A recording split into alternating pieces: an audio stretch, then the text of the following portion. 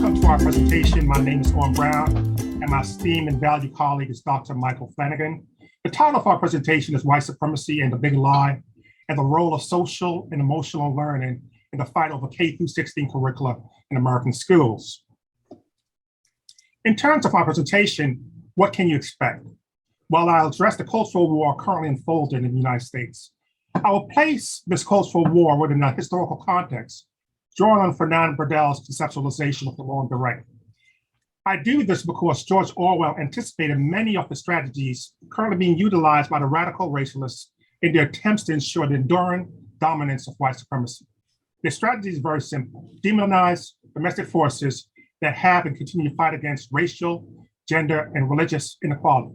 Thus, I will talk about the current disinformation campaign against critical race theory and the radical political actors involved and their political goal. And finally, I'll end with some closing remarks. Contemporarily speaking, there's a cultural war unfolding in the United States. When placed in a historical context, this cultural war has been unfolding even before the founding of the United States.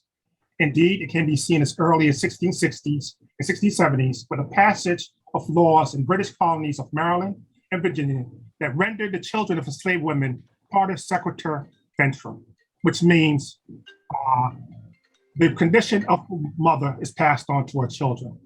In the United States, this cultural war was fought with verbal appeal at the Continental Congress and abolitionists who argued that all men were indeed created equal and the slaves should be set free. This war, however, was not always fought with rhetoric. It became hot with Bloody Kansas and the Civil War. An enduring feature of this cultural war is that although conservative forces that defend the status quo were defeated, they always found ways to reassert themselves by regaining their lost influence in the political realm. Thus, even though the slaves were set free, Black codes and Jim Crow laws returned them to de facto slavery. What were the indicators of this historical truth?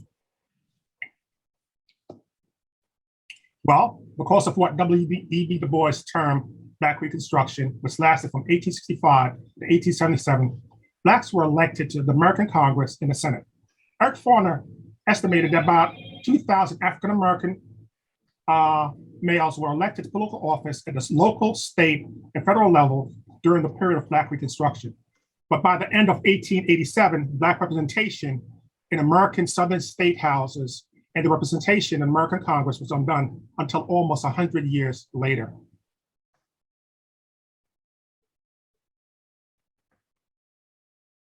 Sorry. Come on, great. My slides are not cooperating with me. This is like, okay. All right, in Europe, we know that fascism was at the center of the cultural war that turned hot with the start of World War II. But before the start of World War II, Jewish members of our human families were rounded up, exterminated by firing squads, poisoned, or burnt in ovens.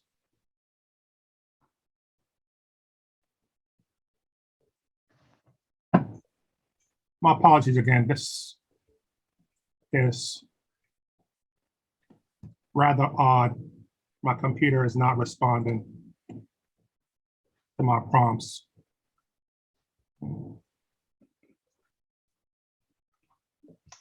You got it. It's not responding to my prompts. But we see the slide. You see the slides on the side, right? Yeah, we see you have the current slide as well. So the current slide is 6. Political institutions have always played leading roles in these cultural wars because they constitute the nadir of power and because they monopolize and legitimize the use of force. For example, the Reichstag under the dictator Adolf Hitler. Conservative forces or radical racialists have long understood that by hijacking political institutions, they can silence the opposition, however moralistic or human-centered opposition argument.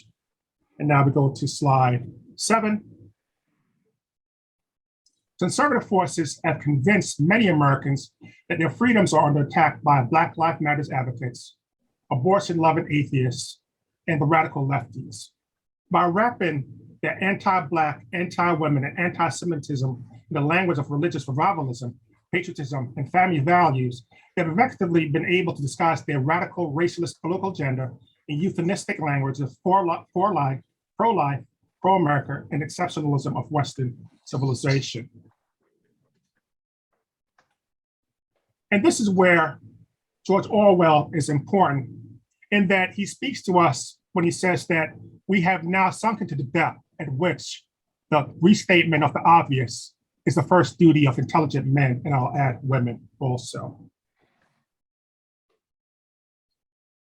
In terms of their attack on critical race theory, the important thing to understand is that most Americans know very little, if nothing, about critical race theory. But conservative forces use it to scare white Americans into believing that undeserving Black Americans want to take away their freedoms. What is critical race theory? Critical race theory provides a legal framework for understanding how American racism has shaped public policy. Therefore, it describes how American legal institutions played critical roles in the oppression of African Americans for most of this country's history. And slide 10, conservative forces such as governors of Florida, Mississippi, and Georgia want to utilize political edicts to silence their ideological opponents by portraying anti-racist, feminist, and free speech advocates as racist and pedophiles. And finally, if you could see my final slide, the now and then, in terms of the then, which is on the left-hand side, it speaks to white opposition to attempts to integrate public school in Boston in the 1970s. In terms of the now represent conservative forces' attempt to portray anti-racist, feminist, and free speech advocates as racist and pedophiles. And what you're seeing is a school board meeting in Virginia where folks came out against critical race theory, despite the fact that critical race theory is not being taught in schools. Dr. Flanigan, please go ahead. Yeah, can you go to presentation mode maybe? I just see if it was working a moment ago. Go to view and just get to, if not, I'll just. It's again, it's not. The other option, can you come down and click on my slides on the side? That's what I'm trying to do, Michael. All right, so now I'll just go. It's okay, you can summarize it because. Yeah, I have them in front of me. So thank you, Dr. Brown. So what we saw here as a bridge to correcting some of the longstanding issues is social and emotional learning. And the history of social and emotional learning goes back to a conference in 1994 at the Fetzer Institute when the CASEL, or the Collaborative for Academic, Social, and Emotional Learning, was formed. And so CASEL has been providing school-based programming on the 4 primary banners: life skills and competencies, social competencies, health promotion and problem prevention skills, coping skills and social support for transitions and crises, and positive contributory service. Social and emotional learning is an integral part of education and human development. As Simon said in 2019, what's the point of teaching children about conflict resolution skills if we're not talking about the conflicts that exist because of racism or white supremacy?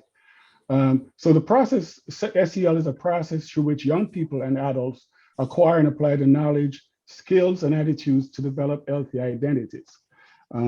It advances educational equity and excellence, terms that we've heard a lot today. And SEL can help address various forms of— You have 3 more minutes. 3 more minutes. There's been enormous growth, since 2016. There's participation has grown from 8 states to more than 30 states. There are more than 11,850 school districts, 67,000 schools, and 35 million students from preschool to high school. There was tremendous political will as well to bring SEL to schools. Over 200 pieces of legislation referring to SEL was introduced in 2019. How do we go from social emotional learning to social emotional equity? It's problematic if SEL is taught to students, particularly students of color, without any context. It must be taught in terms of the larger socio-political context, which is fraught with injustice, inequity, and affects our students' lives. Conflicts that exist because of racism or white supremacy. And in many cases, educators feel ill-equipped and uncomfortable in addressing topics like poverty, gun violence, racism, sexism, homophobia, transphobia, and other forms of injustice. Emotional intelligence, equity, and culturally responsive practices are all intertwined. So we need to provide students with the opportunities to reflect on their identity and equity enhance relationship skills through constructive, intelligent debate, use community-based projects to incorporate the community to develop decision-making skills, use current events and issues to enhance social awareness and understanding different expectations, which is very critical for individual self-management. Going forward, where do we go from here? Simply put, to be effective, equity-centered educators, we cannot be emotionally intelligent without being culturally responsive. SEL faces the risk of becoming white supremacy with a hug if we do not apply an anti-oppressive, anti-racist lens.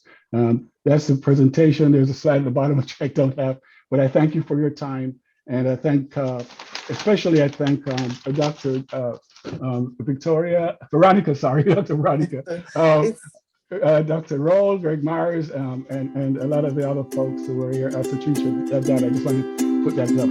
Thank you.